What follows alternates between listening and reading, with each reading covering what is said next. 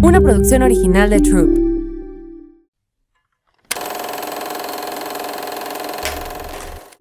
Hola, yo soy Carla Cardona y esto es Querida Valeria.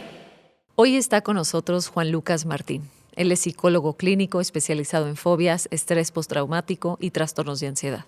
Tiene más de 18 años de experiencia en abordaje de técnicas de terapias avanzada, técnicas de integración cerebral y técnicas de psicología efectivas que generan resultados rápidos y sostenibles.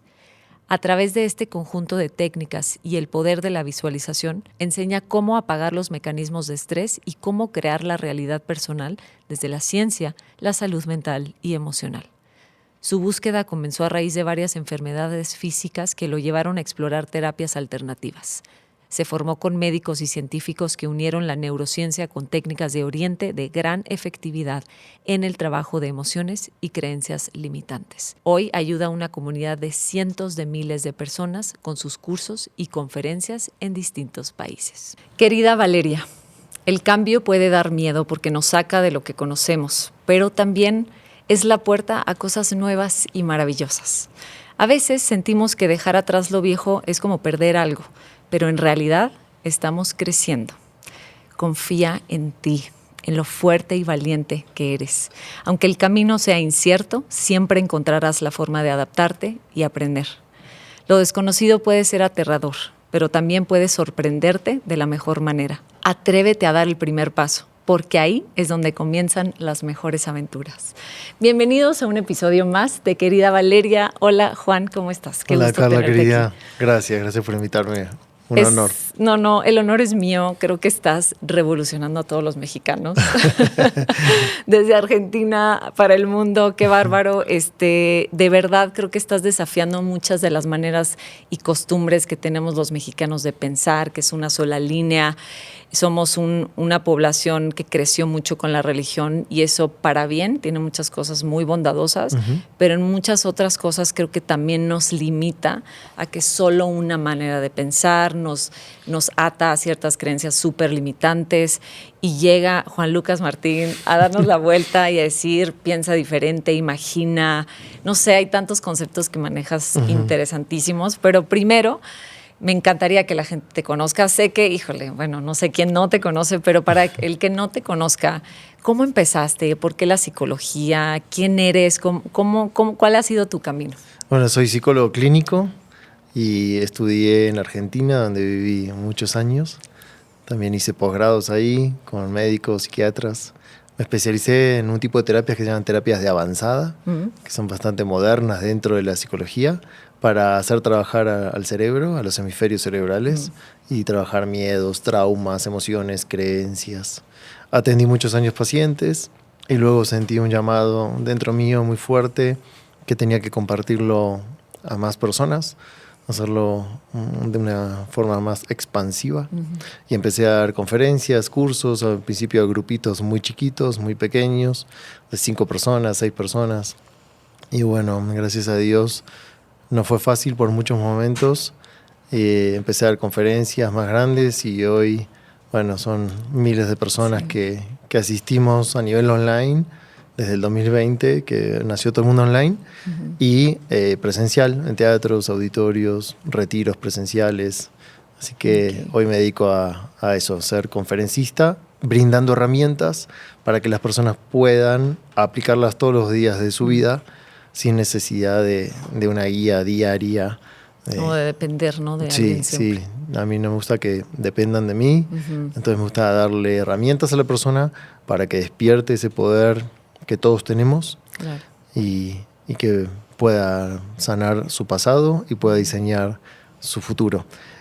Y todo lo que yo enseño lo viví, en primer lugar. Nada lo enseñé de teoría, nunca. Siempre lo probé en mí. Y eso es importante para el que no me conoce saberlo. Lo que transmito sé que funciona. A mí primero, y luego vi cómo le funcionaban a decenas, a cientos, a miles, cientos de miles hoy. Y empezó todo por una enfermedad que tuve a mitad de la carrera de psicología, cuando tenía 21 años. Tuve una enfermedad que me la diagnosticaron muy rápidamente. Me empecé a sentir mal muy rápido. Fue una hepatitis a causa de un parásito. Hubo 11 casos en el mundo nada más y estuve como un año en cama. Fue un proceso muy, muy duro y ahí empecé a aprender este tipo de terapias antes de recibirme de psicólogo, aplicándolas en mí y me sané y fue como un milagro para los médicos y ahí empecé a investigar más, me recibí de psicólogo, empecé a estudiarlas y ahí las empecé a enseñar a los pacientes y luego en conferencias más grandes. Que, a ver, quiero que sepan que lo está súper resumiendo. Eso es un resumen. Sí, sí. Muy bien resumido. Sí, pero me gustaría saber qué pasaba, porque me apasiona también como ver la vida detrás de las personas que se dedican a servir a los demás o a dar un mensaje. Siempre creo que las personas que se dedican o nos dedicamos a eso pasamos por una oscuridad importante, por depresiones o alguna pérdida importante, alguna crisis de cualquier índole, ¿no? Sí, puede ser algo totalmente físico, táctil o algo que tú estás viviendo en tu interior. ¿Cómo se empieza a manifestar esta enfermedad? ¿Qué pasaba? ¿Estabas muy joven? ¿Qué te decían? ¿Qué sentías? Empezó de manera brusca con fiebre alta de 40 grados. Empezaron a hacerme análisis a ver qué era. No era ningún virus, no era nada conocido, ni una bacteria. Estuve 15 días con 40 grados de fiebre, bajé 15 kilos en 15 días.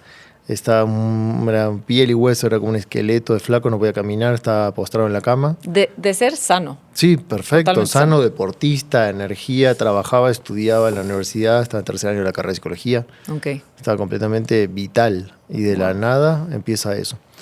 Y estuvieron un mes sin diagnóstico porque probaban todos los tipos de análisis para ver qué causa era la hepatitis, por qué causa, y como mes y medio sin diagnóstico, hasta que encontraron qué era. Y ahí no había medicamentos ni tratamiento, entonces me dijeron, tienes que rezar, esperar. Literalmente, sí, eso te dije. Sí, me dijeron, hay solo un tratamiento que no sabemos qué es, pues nunca vimos un caso así, solo investigamos en la infectología mundial, que hay 10 casos, y puede ser peor que la enfermedad. Y dije, no, gracias, ya estoy viviendo un infierno como para encima probar algo que me empeore. Claro. Y esos meses fueron durísimos. ¿Y cómo te contagiaste? ¿Es algo que comes? No se sabe, no se sabe. Sí, puede ser algo que está en una verdura mal lavada, o no se sabe. Ok. Sí, pero hoy entiendo que eso tenía que pasar. Eso tenía que pasar, claro. De algún modo. Y ahí hubo momentos de desesperanza, hubo momentos que dijiste, no, pues ya me voy a morir. Todo lo que estás diciendo y más. Había noches que hablaba a mi manera con cada uno, puede tener un diálogo con Dios o con lo superior y decía, no puedo más, no quiero amanecer mañana.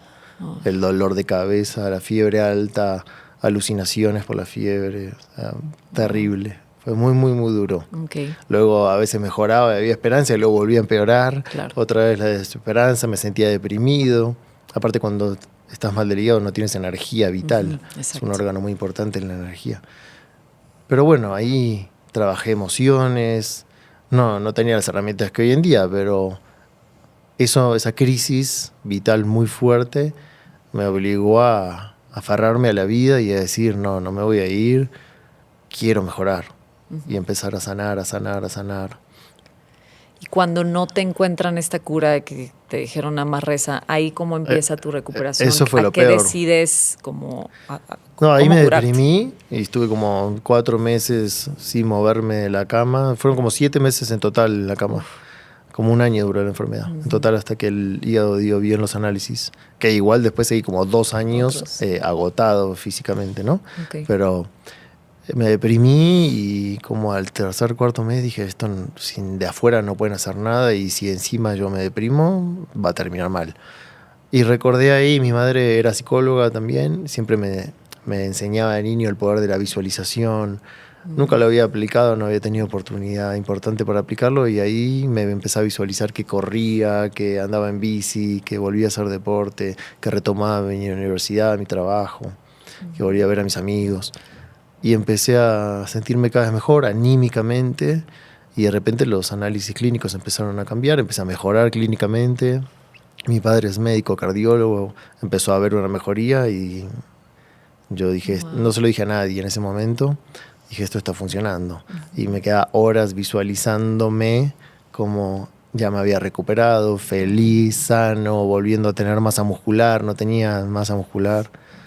Y después de varios meses de hacer eso, me Porque sané. como que pienso, nada te cuesta, ¿no? Si ya estás acostado en una cama, tienes dos opciones. O seguir dándole la vuelta a tu depresión, Sí. a tu tristeza, a tu pues, desesperanza, digamos, que decir, bueno, ¿y si me imagino que estoy corriendo? ¿Y si me imagino que estoy en la escuela?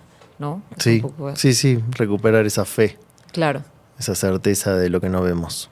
¿Y en qué consiste visualizar? De pronto creo que hay mucho ciencia, podría decir, detrás de este tipo de conceptos, pero también se manipulan y se hacen como muy mágicos y de pronto uno pues pierde la fe en eso. Sí. Es como, ay, no, eso está mal, viene a otro lado porque se está vendiendo esta idea de que sí, imagina y decreta y se te dará y no es cierto.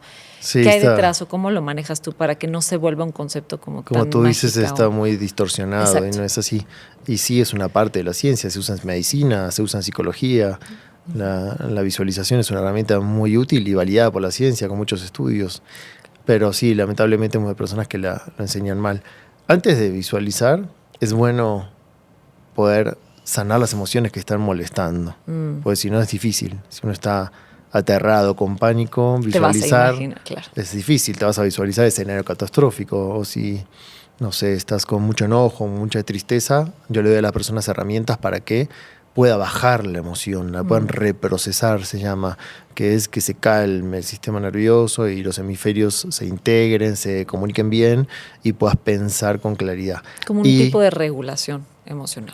sí, un poco más profunda porque hay un reprocesamiento de la información de los hemisferios. Ok. Entonces, cuando se calma la emoción, ahí la persona dice, bueno, estoy en calma, me siento seguro, estoy a salvo, ya pasó ese duelo o esa tristeza o ese enojo o ese pánico y ahora, ¿cómo me quiero ver?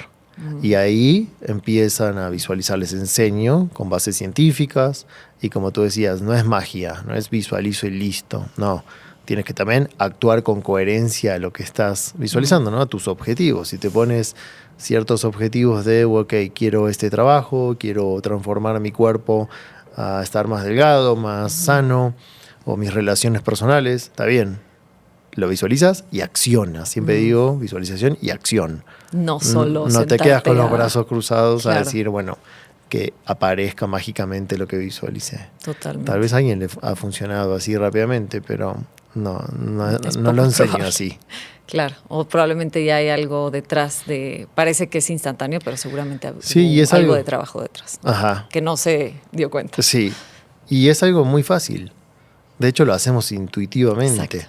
Sí. Cuando uno está soñando despierto, que decimos, imaginando un escenario lindo, agradable, que te gustaría, lo estás haciendo. Si lo entrenas y le agregas un sentimiento de agradecimiento, bueno, ahí hay un cambio de química en tu cuerpo, hay endorfinas, serotonina, oxitocina, las hormonas que le dicen hormonas de felicidad a los científicos. Claro.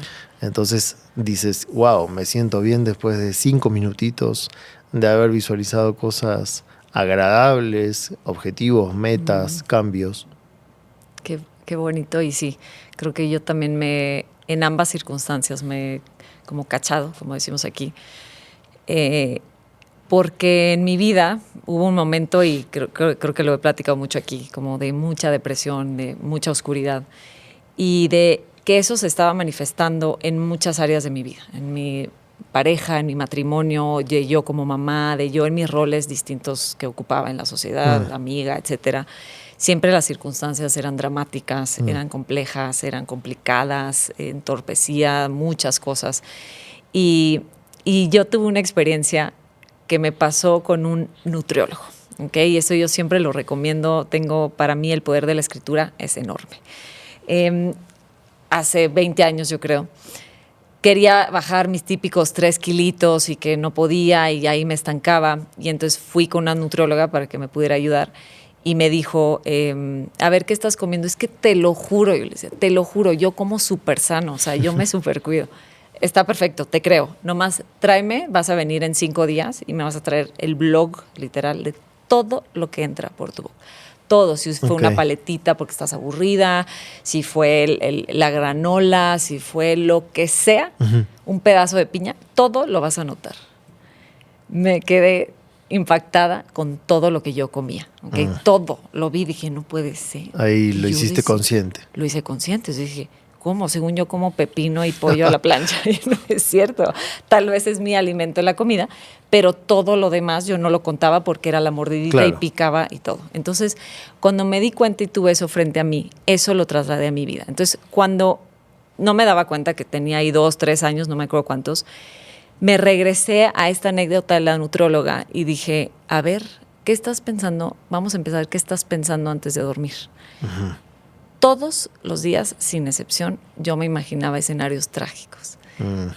Todos los días. Era una adicción a mi drama interno de estarle dando vueltas, pero entonces si mi esposo se va, entonces yo qué voy a hacer, y la mamá soltera, unos dramas que yo me hacía, y que si se muere no sé quién, y si se enferma el fulano, y yo qué voy a hacer en la vida sola, un montón de dramas, y lo digo porque de verdad que estamos llenos de eso, muchas personas están allá dándole cuerda a todo lo que estamos pensando, y dije, esto no es nomás porque sí. Ahí empieza en cómo estamos construyendo desde esos 15 minutos antes de dormirte, porque así eso estás procesando y así amaneces con la angustia de todo lo que pensaste el día anterior, pero no ponemos y no hacemos caso a eso, ¿no? Sí, no somos conscientes. Sí. Es muy buen ejercicio ese que hiciste, trasladarlo voy a anotar todo lo que estoy pensando. Claro, y ahí te sorprendes. porque eso va formando como cierto mindset. Entonces ya te despiertas y entonces buscas tragedia, buscas drama, y buscas cómo validar esos pensamientos. Y como tú dijiste, se transforma en una adicción. Nos hacemos adictos a ciertas emociones. Y para generar esas emociones, pensamos ciertas cosas que generan esas emociones y esa química. Y luego la química baja y la célula entra en abstinencia. Entonces las células te piden que piense cosas trágicas para que tengas miedo y le des la química de miedo y así tiene una gratificación química y eso es un círculo vicioso.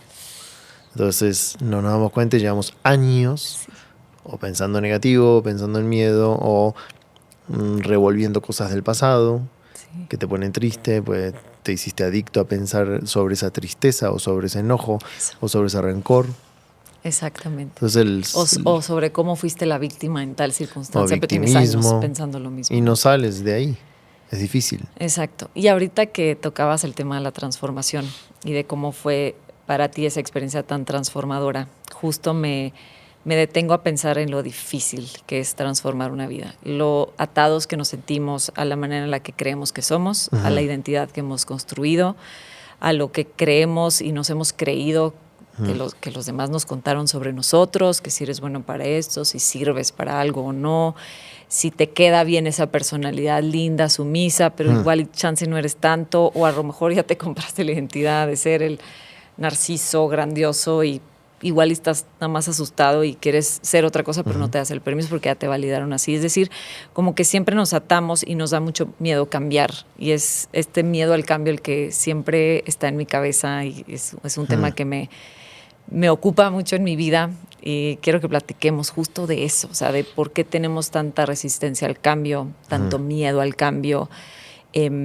Y yo siempre lo veía como algo que nos aferramos como a nuestra identidad y eso nos va limitando. Pero tú, ¿cómo lo ves? ¿Qué dirías acerca de esto? Como de lo más primitivo, a lo más neurofisiológico, a lo más existencial, te lo podría decir como... Primero hay una parte de supervivencia. Cuando el cerebro reconoce cualquier estímulo que está cambiando...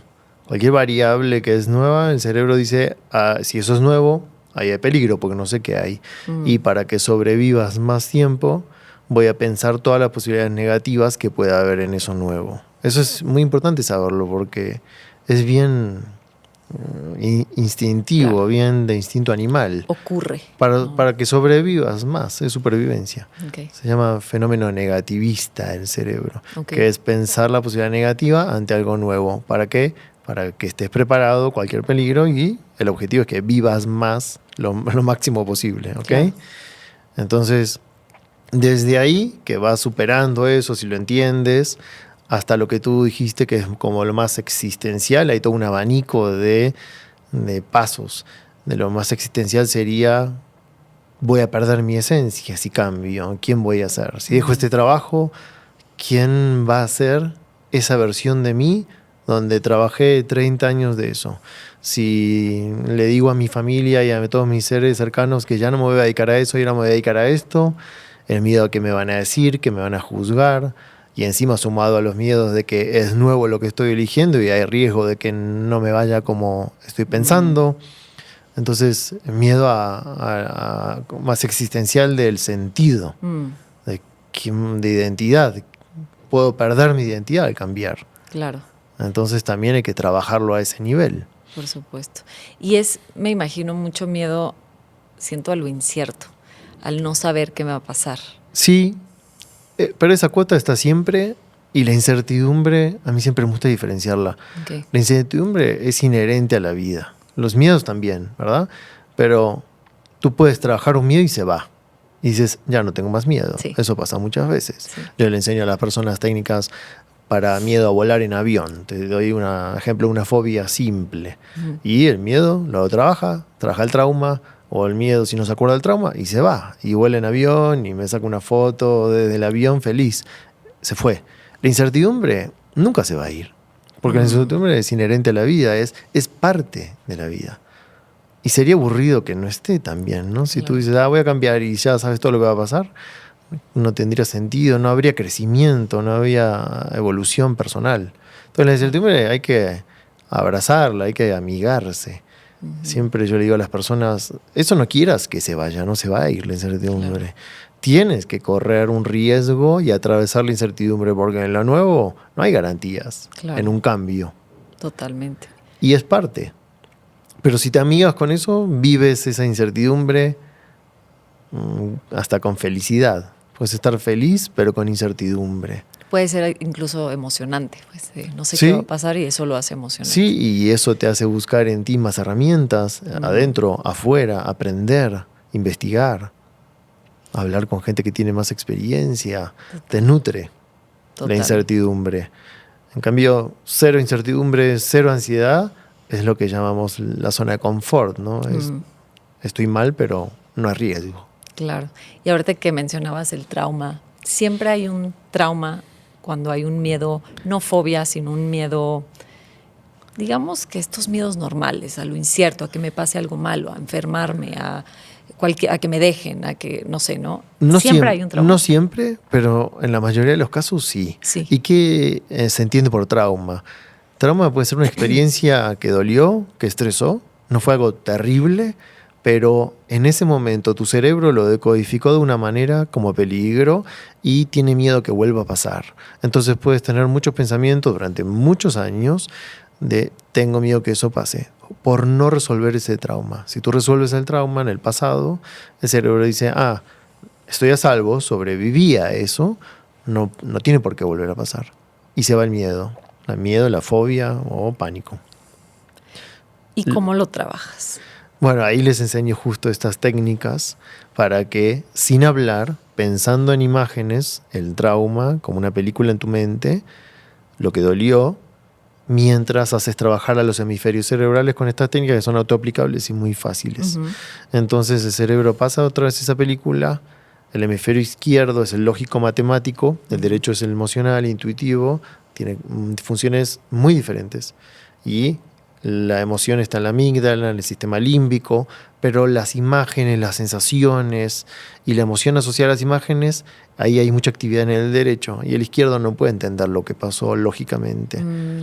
Por ejemplo, cuando pasa algo muy traumático, que uno es lo que llamamos shock, que uno dice, no puede ser, no lo puedo creer. Alguien te cuenta una mala noticia muy fuerte y lo primero que uno dice es, no puede estar pasando esto. Esa pequeña distancia emocional lo hace a propósito en el hemisferio izquierdo para tener un poquito, unos segundos de cómo que me acaban de dar esta noticia. Y ahí se desincronizan los hemisferios muchas veces y eso queda durante mucho tiempo. El cerebro tiene una capacidad de autosanarse, durmiendo o trabajando como sabe hacerlo, pero a veces esa capacidad innata de resolver las experiencias dolorosas se traba y ahí es cuando la persona queda con un miedo, con angustia, con una fobia específica. Wow. Y esto que hablas como que los hemisferios se desincronizan, ¿sería disociación? Eso es cuando es muy fuerte, cuando hay muchos traumas repetidamente y la persona te dice yo no me acuerdo nada de toda mi infancia. Sí.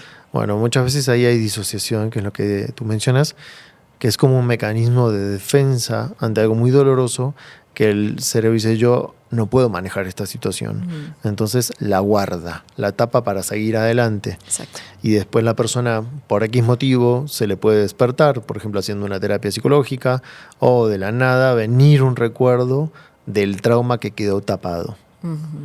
Entonces, si eso sucede, bueno, aparte depende del caso, ¿no? De requerir terapia o tratamiento, estas terapias, estas técnicas que tienen efecto terapéutico, quiere decir que te sientes bien y alivia, pueden usarse para cuando haces consciente el trauma, cuando te lo acuerdas. Porque hay veces que no te acuerdas. Qué fuerte. Yo le puedo decir a una persona: ¿desde cuándo tienes miedo al cambio? No sé, desde niño. Ok, y le haces preguntas y nada. Y de repente, haciendo estas técnicas, aparece, se hace consciente. Que eso es bueno. Sí. Porque si lo haces consciente, ya tienes mitad del trabajo resuelto. Sabes cuál es la causa, el problema, donde todo empezó. Claro. Ok. Y me parece de pronto, supongo que también se requiere mucho entrenamiento.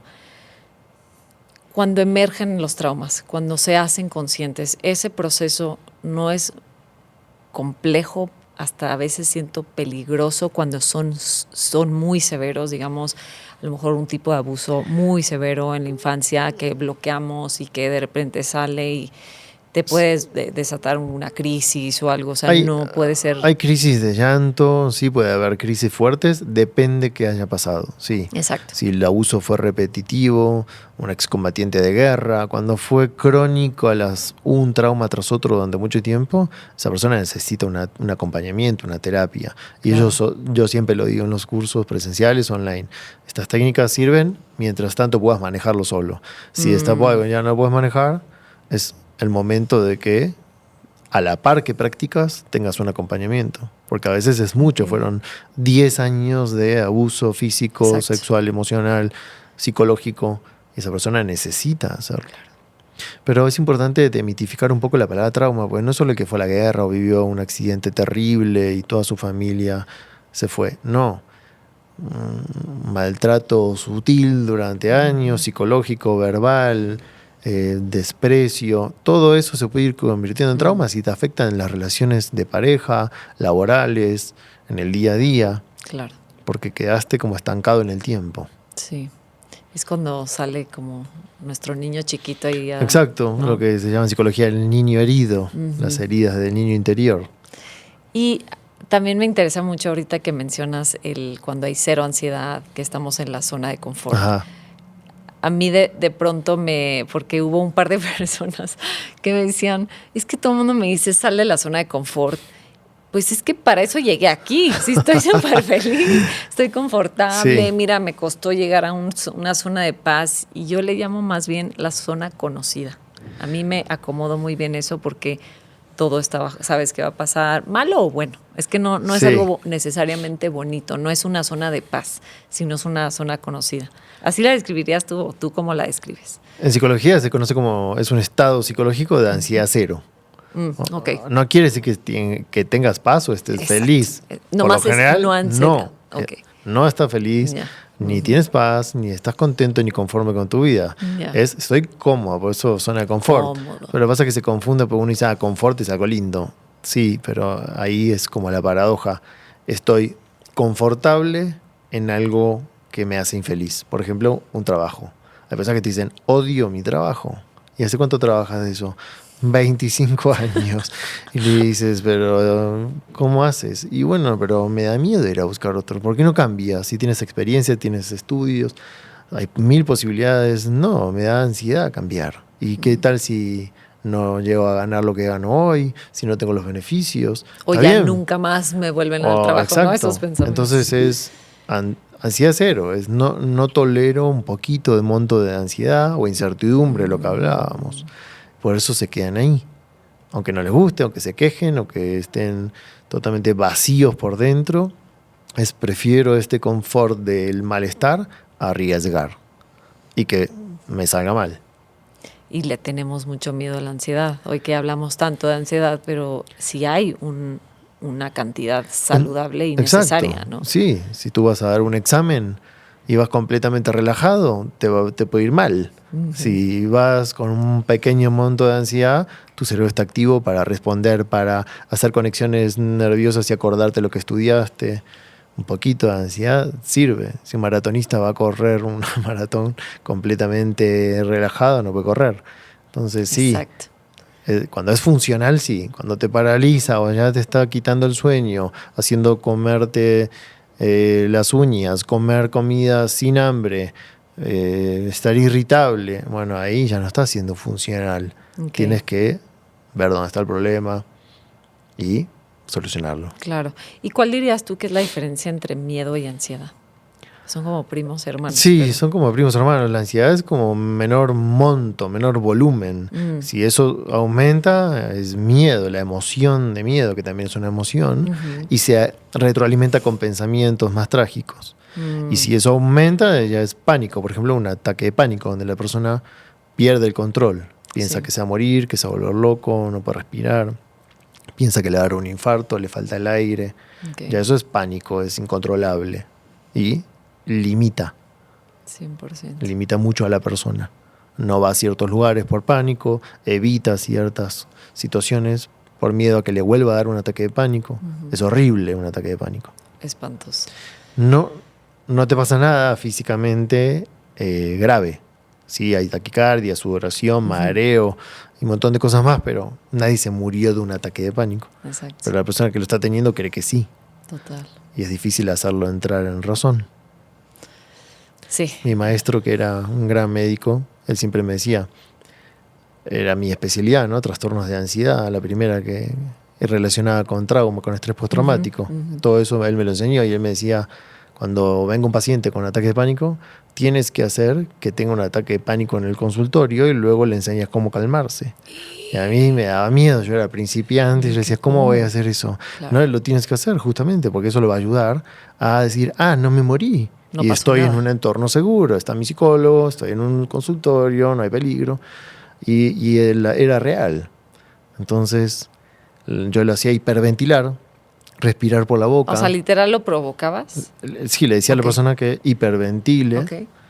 y sabía cómo calmarla después, ¿no? Claro. Y hiperventilar es una causa muy común que muy pocas personas saben. A veces Sí. tiene un ataque de pánico de la nada y es que inconscientemente estaba empezando algo negativo, empezaron a respirar por la boca, inhalar y exhalar por la boca, cortito y agitado, y eso es un desequilibrio de oxígeno y anhídrido carbónico que te hace marearte. Y si interpretas catastróficamente el mareo o el cosquilleo, que es todo por el oxígeno, Sí. y Sí. dices, me voy a morir, más la taquicardia del corazón, dice, me va a dar un infarto, más la vista nublada. Es una interpretación catastrófica Sí. de esos síntomas. Pero si tú le dices, listo, esto es por esto, esto y esto, te lo expliqué. Ahora cierra la boca, respira por la nariz. Al principio le va a costar, ¿no? Sí. Pero poco a poco va calmándose la respiración. Y yo le decía, nadie se murió de un ataque de pánico. Y esto está calmando, ahí en el consultorio. Y la persona se empezaba a calmar y decía, wow, no me pasó nada. Si me vuelve a agarrar en el cine, en un avión, la carretera, en el coche o en cualquier lugar, vuelvo a hacer esto y me calmo.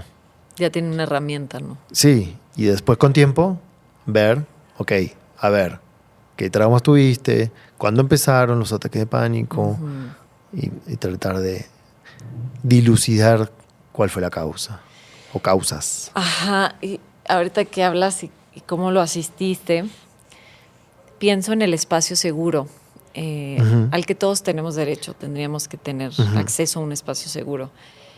No solo porque también, digo, hablo mucho de cosas personales, pero me acuerdo en una época de mucha ansiedad, tenía pánico a muchas cosas. Una de ellas, y ahora pues un poco lo hago mucho, que es pararme en un escenario. O sea, pánico, pánico, pánico, pánico. Al borde, nunca un ataque de pánico, pero al borde siempre. Sí, el pánico escénico. Exacto, ¿no? Entonces, pues, ¿qué estoy haciendo? Pues para de sufrir, ¿no? Pues di no y ya. ¿No? Yo también lo viví eso. Sí, y ahora te haces Todos eso. lo hemos vivido. Bueno, casi todos, no sé Sí, si tú. no, es muy desafiante. Hay personas que no, tal vez la adrenalina normal, que tal vez es emocionante, pero no un pánico, ¿no? Y yo como que estaba tratando de buscar respuestas de por qué. Y una de las respuestas que obtuve en esta búsqueda, que a ver, claro que entiendo la amenaza, entonces, ¿qué es lo que me está amenazando? Y lo fui desglosando un poco. Pero me di cuenta que yo, porque era muy reciente de esto que te cuento, de la etapa de depresión que yo tuve y ansiedad, y de pronto ya me quise animar a hacer más cosas, pero pues venía arrastrando un poquito esto, ¿no? Entonces, cuando yo estoy aquí, pero es que, ¿por qué me atoro tanto? ¿Por qué me pasa esto? ¿Por qué es tan aterrador? Y lo que descubro es que mi mente no era un espacio seguro para mí. Lo que yo había construido esos años con tantos pensamientos negativos, ¿cómo se llama? Como catastróficos. Sí.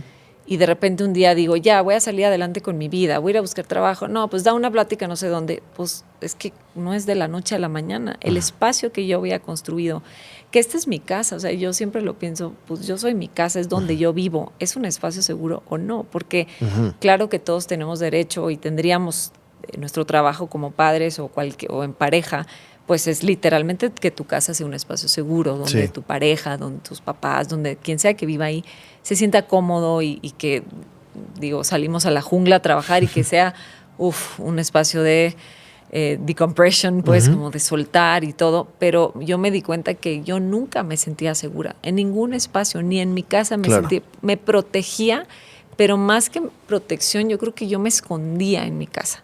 Lo que encontraba era un refugio, pero de... temporal. Sí, me quiero esconder del mundo porque es muy amenazante el mundo para mí. Entonces, ¿cómo voy a manejar esto?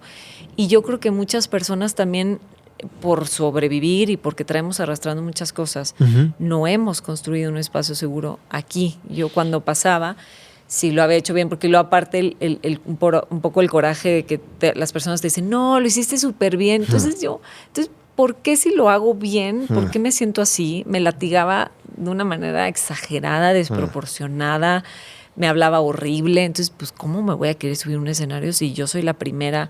Como que mal, ¿no? Entonces, creo que estamos llenos de esto, ¿no crees? Sí, son las sombras que uno va descubriendo cuando sale de la zona de confort. Y hay dos caminos: o no las trabajas y te paralizas y no estás contento ni feliz, o como tú hiciste, autoobservación y analizarlo y moverte, encararlo, trabajarlo, y ahí vas sanando las sombras, va habiendo más claridad y avanzas. ¿Y cómo construir ese espacio seguro? ¿Cuál sería el proceso? Con la visualización, hay muchas visualizaciones para visualizar. De hecho, se llama lugar seguro. Y es algo muy útil para cuando uno está con mucha actividad mental o emociones. Lo primero que haces, aparte de respiración, es como el de las más básicas, las herramientas, antes de visualizar lo que quieres. Y construyes en tu visualización lugares seguros para poder tranquilizarte. Eso es muy útil. ¿Y hay como ciertos pasos o como...? Sí, súper fácil. Pones un ejemplo. Algún lugar donde de niño te hayas sentido seguro, confortable, con olor rico, texturas, o simplemente una habitación que te da paz, o un lugar en la naturaleza. Y si eso lo practicas todos los días, unos minutitos, el cerebro tiene esa memoria, el cuerpo también, de decir, estoy a salvo, porque ese lugar me encanta. Y estás en tu imaginación ahí. Entonces, eso es una herramienta útil para la persona que le cuesta mucho estar consigo misma, como te pasaba a ti en ese momento. Por eso a la mayoría de las personas le cuesta estar a solas, porque dicen, ¿y ahora qué hago conmigo mismo? Y todo, esta mente que no para, estas emociones, y se escapa de enfrentarse. Es duro enfrentarse a esas sombras, pero la única manera es así, de avanzar. Si evades, si niegas, si tapas bajo la alfombra, en un momento eso por algún lado sale. Te escapas, es verdad. Sí. No quieres estar, no sabes estar en quietud. ¿No? Es más fácil escaparse. A decir, voy a enfrentar el dolor, voy a enfrentar lo que viví, voy a perdonar, voy a pedir perdón, voy a reconciliarme con mis sombras, voy a reconciliarme con los que siempre les eché la culpa de que por eso yo no estoy bien. Eso es mucho más difícil. Requiere más energía, más trabajo. Más trabajo. Más de todo, de ti. Negar y quedarte con lo malo conocido, eso es más fácil. Pero bueno, hay personas que no pueden. Y no se puede juzgar. que te dicen, sí, yo ya sé que estoy mal, pero no quiero estar bien. Eso pasa mucho. Y es duro sobre todo para el círculo cercano, ¿no? A mí me pasaba mucho que pacientes me decían, yo me quiero morir. Uy. Y hice 1000 tratamientos y no me interesa. Y me decía, te encargo a mi familia, porque estoy feliz que me voy. ¿Y qué le vas a decir a una persona que te dice eso? Y de verdad tenían paz de irse. Y yo tenía que contener a la familia. Entonces eso es duro para los demás. Porque hay enfermedades terminales que las personas pueden tener un beneficio secundario, como se dice en psicología, que están teniendo un beneficio por estar enfermas y no quieren curarse, porque si se curan tienen que volver a trabajar, volver a la casa, hay 1000 motivos. Claro. Pero hay otras que no, que dicen, no hay ningún beneficio de esta enfermedad, simplemente me cansé. Y eso es duro para los que quedan. Yo lo viví Y muchas aceptarlo, veces. ¿no? A eso. Sí, pues está el apego, el miedo. ¿A qué nos apegamos, Juan? En la vida. A todo que lo nos que- que nos impide. A todo lo que creemos que amamos. Digo creemos que amamos porque en realidad, si tú estás apegado a algo, no es amor incondicional. Y la gente no le gusta cuando digo esto. No, no es bueno. Pero bueno, yo a veces digo cosas incómodas que después hacen que la persona esté feliz. Si te dicen todo el tiempo cosas dulces y cómodas, probablemente vayas de terapia en terapia sin hacer ningún cambio. ¿Qué digo? ¿Qué me refiero cuando digo queremos que amamos? Sí. El amor incondicional para mí es el que enseñó el Maestro Jesús, por ejemplo. Es sin condición, la palabra lo dice. Es amar incondicionalmente, ama a tus enemigos. Primero te tienes que amar a ti incondicionalmente y sanar esas sombras. Y después amar a todos sin estar pensando cuándo se van a ir o si les va a pasar algo. Porque no puedes estar amando incondicionalmente y a la vez aferrado diciendo si pierdo esto me muero. Pierdo mis ahorros, me muero. Pierdo mi trabajo, me muero. Pierdo a mi madre, me muero. Eso es apego. Y si pasa eso, si pierdes eso, la persona se rompe y entra en una depresión profunda o se suicida. Entonces el apego tan extremo hace sufrir. El apego es muchas de las causas de sufrimiento, no sé si todas, pero Sí. es una gran causa de sufrimiento. Es apego a tu imagen, apego a tus hijos, apego a tu pareja, apego a tu familia, apego a tu trabajo, apego a la opinión que los demás tienen de ti, te apegas a todo. Sí. A las máscaras, es al rol que tengo en esta relación y en esta tengo otro. ¿Y qué pasa si pierdo eso? Me da miedo. Está relacionado con el miedo al cambio, el apego. Si tienes mucho apego, tienes mucho miedo. Si tienes mucho miedo, tienes apegos. Entonces va de la mano. Si vas aliviando los miedos, también dices, bueno, puedo disfrutar de la vida, de amar a mis seres queridos, a la vida, sin estar pensando que se puede morir en cualquier momento. Total. Porque así no es vida. Por supuesto que no. Estar pensando Es todo el tiempo. como tal vez una forma de dependencia, ese apego, ¿no? Sí, está de la mano. Son como dos caras de la misma moneda del miedo. Cuanto más miedos tengas, más apegos vas a tener y viceversa. Cuanto más trabajes el miedo, vas a ir sanando los apegos. A mí el que más me llama la atención es el aferramiento y el apego a esa identidad que construimos. Sí, Es eso tan es muy fuerte. poderosa, Ujú. impresionante, ¿no? Sí, sí. Ese es un apego muy fuerte. Y porque Y a la mirada de los demás. sí, Es- yo creo que pasamos tanto tiempo, es que creo que nunca es mi forma a veces de verlo, pasamos tanto tiempo y bueno, construyendo toda nuestra infancia y nuestra identidad en la infancia, pero como que no pasamos por la emancipación, digamos, como Sí. de rompe. Tus padres son tus padres, Sí. tú tienes que hacerlo ahora tú, pero no, nos gustó esa versión que hicieron de nosotros Sí. y así la extendemos. Sí, y es también hay un miedo a si cambio, los defraudo o tal vez me dejan de querer. Entonces está asociado también a lo que hablábamos del miedo al cambio. En el miedo al cambio está ese ingrediente de uno de los miedos a cambiar es, ¿y si me dejan de querer? Porque dejo a la pareja con la que ellos quieren que me case. Y si me dejan de querer, porque si en vez de estudiar esta carrera universitaria que estudió mi abuelo, mi padre, y hago otra nada que ver, que ya sé que no les gusta, y si lo hago y me dejan de querer. Y eso es... Insoportable. Pero es muy común, Sí. muy común. Entonces, cuando hay un sentido, ahí entra la parte más existencial de buscar un sentido. Cuando tú dices, hay un sentido muy fuerte que yo quiero ir para esa dirección. Mi misión, mi propósito. Le encontré sentido a este cambio que voy a hacer. Ahí es más fácil lidiar con eso. Cuando no tienes un sentido profundo, ahí es más difícil, porque ante la mínima crítica de no, ¿cómo vas a hacer eso? Y empiezan a trasladarte miedos, dudas, juicios, la persona dice, no, si estaba mal yo, mejor me quedo quietito, no cambio y que todos me sigan aceptando. Pero cuando hay un sentido, no te frena nadie.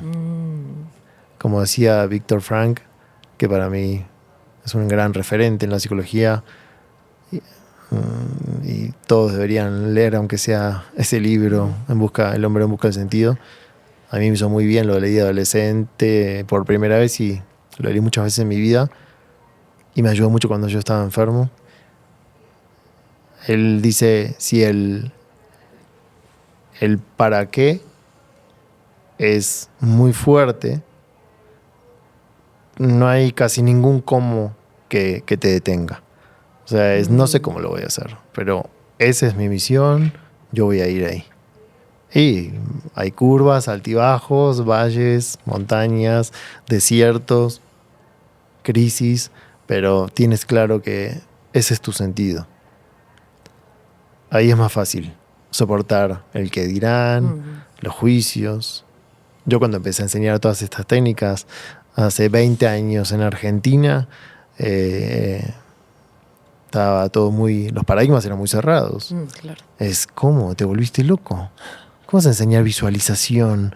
¿Qué es eso de meditación? Un psicólogo no hace eso.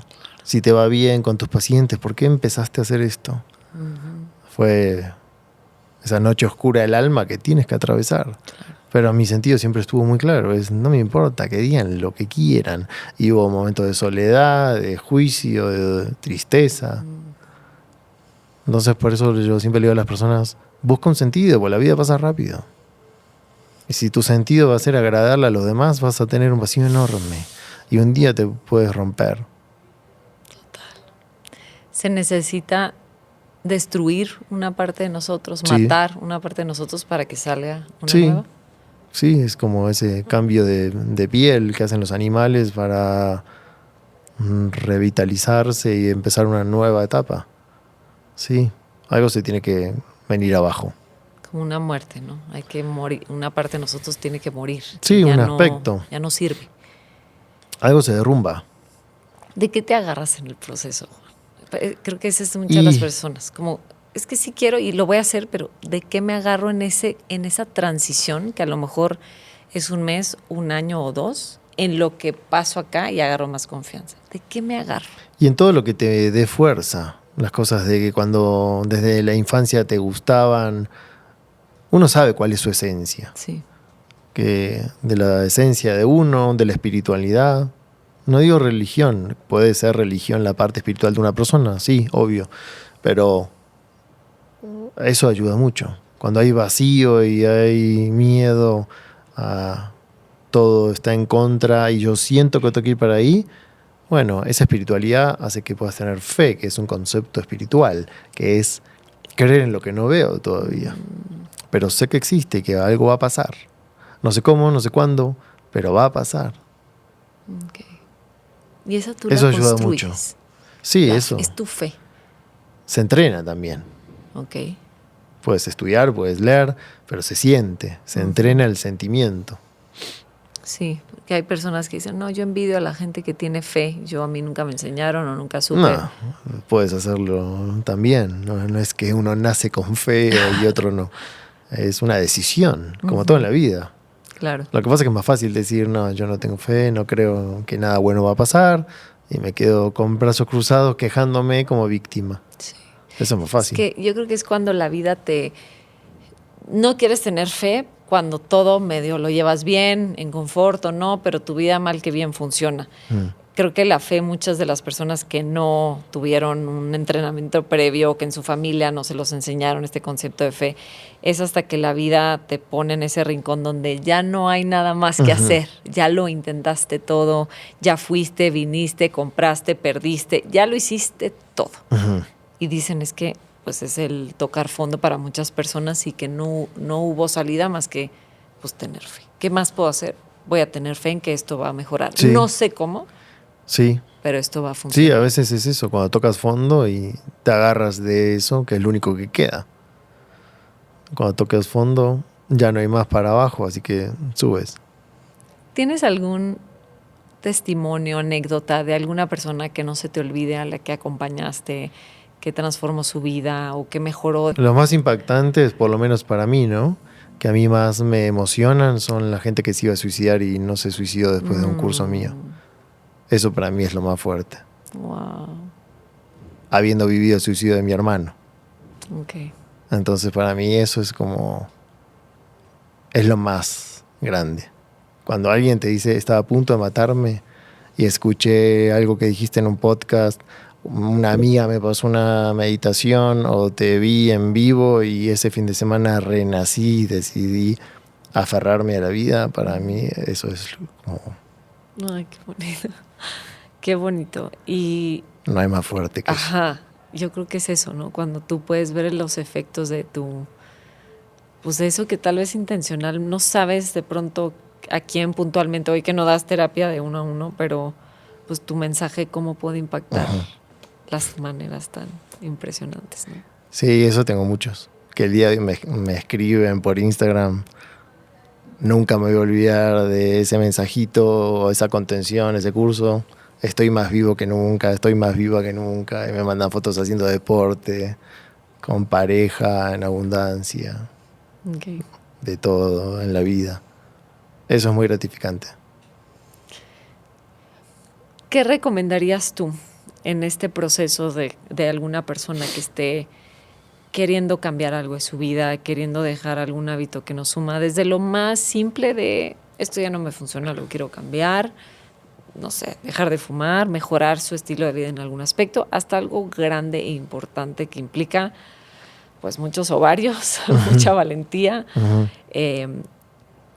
no sé, 3 cosas esenciales para que una persona se pueda agarrar de algo, pueda entender el proceso y que no está solo en el camino, que no se va a morir, que al contrario va a aprender muchísimo y que puede tener mucho éxito en este camino y encontrar una versión padrísima.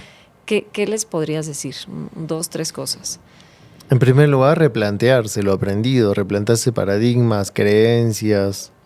El mundo es muy rico en todo sentido. No quedarse con lo que te enseñaron de niño o en la adolescencia. Replantearte.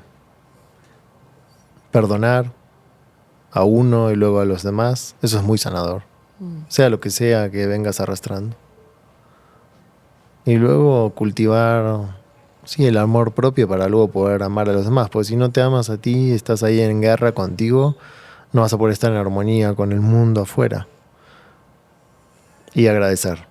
La gratitud es como un camino muy rápido a sentirte feliz en poco tiempo, de forma gratis. Detenerte a agradecer. Agradecer lo que siempre les digo, lo que te parecía obvio, nada es obvio. Lo que para ti es obvio, para otra persona puede ser riqueza. Que tú te bañes con agua caliente y potable todos los días, tal vez te parece obvio y para una persona eso es la primera vez en su vida y es un lujo. Entonces, sí, agradecer todo, lo pequeño, lo grande, y ahí desde esa base de gratitud es mucho más fácil mirar la vida sintiéndote bendecido y pudiendo dar a los demás, porque estás en el lugar que te tocó dar y no pedir. Eso es Hay personas importante. que están en lugares, siempre hablamos y creo que dirigimos la palabra mucho para las personas que les han hecho mucho daño o que los han traicionado, los mintieron o los defraudaron o lo que sea, que un poco como las víctimas como que es muy fácil que la víctima pida ayuda, pero hay mucho tabú cuando las personas son... A mí nunca se me olvida en un retiro que fui, pues todas las personas, de una que sí el abuso y otra de los papás que le habían hecho, pero hubo un muy valiente y estaba muy jovencito, que levantó la mano y que dijo, ay, esto me conmueve, ¿y si soy yo el que hizo ese daño? ¿Y si soy yo el que le fallé? ¿Y si soy yo el que destruí a una persona? ¿Y si fui yo el malo? ¿Dónde acomodo? O sea, no hay un lugar para el malo. Queremos mejorar este mundo, queremos cambiar tantas cosas con miedo o sin miedo, pero hay tantas personas que se esconden y que pues esa es su identidad, a lo mejor pues ya el infiel, el malo, el defraudador, pero que hay tanta vergüenza dentro de ellos, tanto dolor, porque pensamos que esos malos no enfrentan dolor, no enfrentan pena, no enfrentan eso, y a lo mejor son personalidades más arrojadas, pero ¿cómo ayudar a esas personas que quieren cambiar, pero ya su entorno, nadie les tiene fe, nadie cree en ellos, están olvidados, son los apestados, los rechazados, con justa razón? No quiero decir sí, no, entiendo, porque entiendo. Pues, me quiero alejar del que me hace daño, ¿no? Me viene a la mente las personas en las cárceles. Yo doy cursos, estos mismos cursos adaptados, los doy en las cárceles, y ahí tienes que desarrollar esa mirada más compasiva, porque se equivocaron, nadie dice que no, como tú dices, hicieron sufrir, Eso. pero muchos están arrepentidos y no tienen herramientas, o fueron violados, abusados, maltratados, estuvieron en la calle de niños y no supieron hacer otra cosa. Entonces ahí entra la compasión, una mirada más compasiva de no juzgar. Es difícil si estás del otro lado, pero eso es lo más sanador que hay: perdonar y desarrollar la compasión, que no es ni lástima, es una mirada amorosa de todos nos equivocamos en diferente manera y todos podemos tener una segunda oportunidad de cambiar. ¿Y cómo es un poco ese proceso de una persona que ha hecho mucho daño a los demás por ignorancia? Muchos no se sabía lo que arrepienten, hacer. depende. Hay psicopatías también y enfermedad que no hay arrepentimiento ni culpa, Claro. pero hay muchos que yo conozco en persona, y cuando voy a las cárceles los conozco y veo su cambio, que sí, están muy arrepentidos y saben y hacen un trabajo interior con las herramientas que les damos de afuera y reconstruyen su vida y salen y trabajan y piden perdón. Conozco muchos casos. ¿Y rehacen su vida? Sí, muchos sí. Se construyen No es esa no es la otra mayoría, identidad. lamentablemente, pero sí.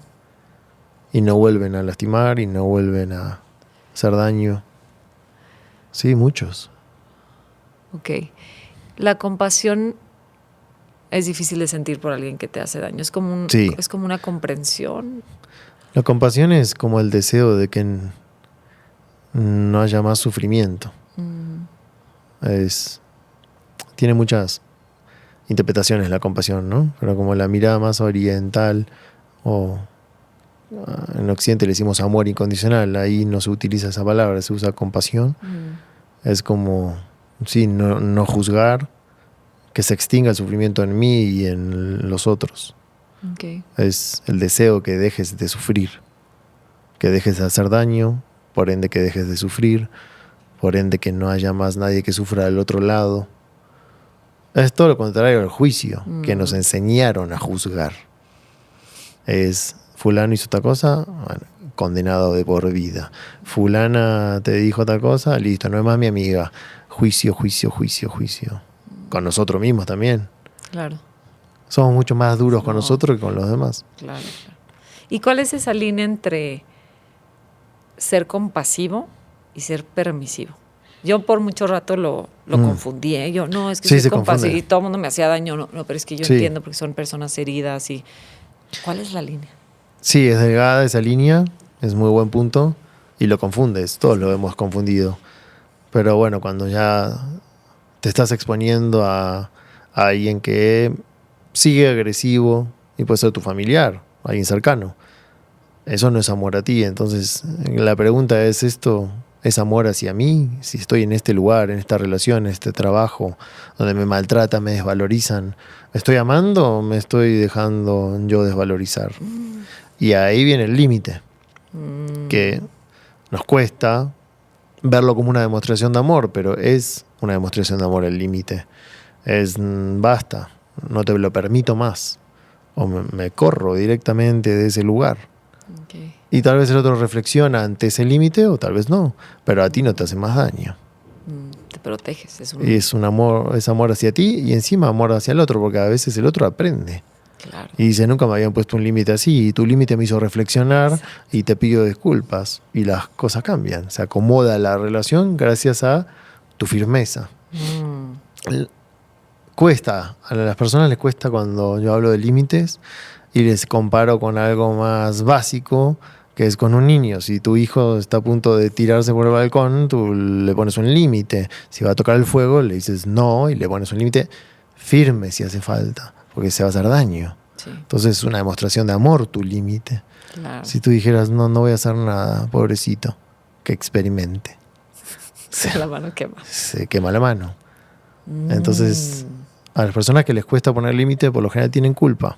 Está todo correlacionado. Círculo, ¿no? Sí. Entonces tienen que trabajar la ¿Culpa culpa. Y la culpa de lastimar al otro. Si le pongo un límite, y si le pongo límite y sufre, y si le pongo límite y le lastimo. Es como una incapacidad de sostener tu emoción incómoda al poner Sí. a la reacción del otro, ¿no? Uh-huh. Entonces empieza por ti. Esa línea se combate diciendo, estando aquí, ¿me amo más o me estoy dejando de amar? Sí. Sí, es bueno autopreguntarse. ¿Qué hago acá? ¿Qué hace una persona valiosa como yo en esta relación donde no me están valorando? Es que ahí encuentras el sentido. O sea, ahorita que estamos hablando del cambio, si yo decido cambiar de rumbo y no aguantar más esta situación, sea la que sea, pero que ya no me suma, si yo... Eso es un acto de amor hacia ti. Exacto. Me da igual, yo me amo, estoy seguro. Y eso ya le da sentido a tu vida. Sí. Me voy a amar. Eso Sí. ya le da un sentido a tu vida. Sí, y van a aparecer personas que me amen como soy. No voy a tener que estar actuando, ni acomodándome, ni pretendiendo ser alguien que quieren que sea. Estoy completamente seguro de quién soy, cuánto valgo. Pero bueno, tienes que trabajar tu autoestima para llegar a eso. Sí. Ok. No nacimos a veces con esa herramienta. Sufres, buscas respuestas, encuentras herramientas y practicas. Claro. Wow. Yo cuando tenía mi autoestima más baja me dejaba maltratar. Cuando empiezas a decir, no, pero espera, si voy a ayudar a las personas me toca ayudar primero a mí. Exacto. Entonces, ¿cómo le voy a enseñar desde la experiencia a alguien que no se ponga en lugares así si yo lo estoy haciendo conmigo? Pero es difícil, ¿no? Sí, pero no hay que Como verlo. que te pones al final. No, yo luego, o sea, yo sí aguanto. Postergas, yo sí puedo. sí. No, exacto. Sí. Así es. Pues ya estamos llegando al final de este episodio. Ha sido un placer. Qué bonito. Muchas gracias, de verdad. No, a ti. Ojalá que podamos Sí. darle claridad a muchas personas. Esperemos que sí. Y hay una pregunta final que siempre les hago a mis invitados, Ok. que es, ¿qué le dirías a tu Valeria? Valeria, bueno, para mí es mi hija y es Ajá. quien sostiene la idea de este podcast. Pero para mí Valeria somos todos. Yo a veces me hablo a mí misma, le hablo a mi mamá o a alguien que yo en lo que pienso quiero. Si tú piensas en tu Valeria, que tú decidas quién sea, ¿qué le dirías? Que nunca aceptes un no. Que nadie te diga que no. Vas a poder. Que no es posible. Que no aceptes que te digan que no. Vas a poder lograr algo. Gracias. Muchas gracias. Creo que eso A le ti. va a ayudar mucho a las personas. Como creo que de pronto hace falta un poquito más de valentía. Yo soy muy abogada y vocera de la valentía, Ok. porque creo que es algo que Sí. si accedemos un poquito a ella, el mundo se nos abre, pero nos da mucho miedo, ¿no? Pues Sí. muchas gracias. Gracias Un por placer, toda la gracias a ti. explicación, todas las herramientas que nos diste. Si les gustó, por favor, compartan, denle 5 estrellitas en Spotify, suscríbanse al canal de YouTube. Creo que esto le puede ayudar mucho a las personas que estén pasando por momentos de mucha ansiedad, de incertidumbre, de miedo, de no entender para dónde van. Creo que esto les puede dar una claridad de hacia dónde pueden ir y hacia dónde pueden dirigir su vida. Les mando muchos besos y nos vemos la próxima. Una producción original de Troop.